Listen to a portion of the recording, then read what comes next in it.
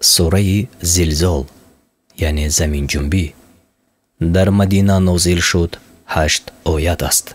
بسم الله الرحمن الرحیم. به نام الله بخشاینده مهربان.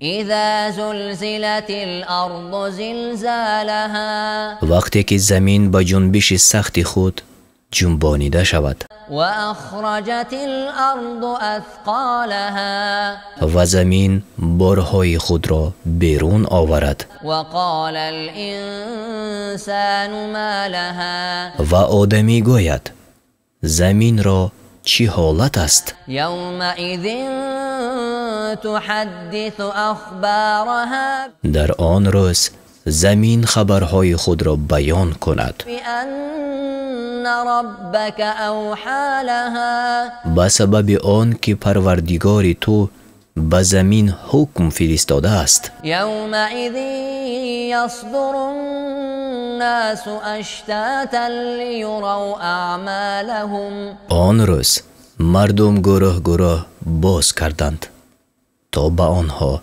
جزای اعمالشان نمایانیده شود. فمن یعمل مثقال ذره خیرا یره، پس هر کی همسنگ یک ذره عمل نیک کرده باشد آن را ببیند. و من یعمل مثقال ذره شرا یره، و هر کی همسنگ یک ذره عمل بد کرده باشد آن را ببیند.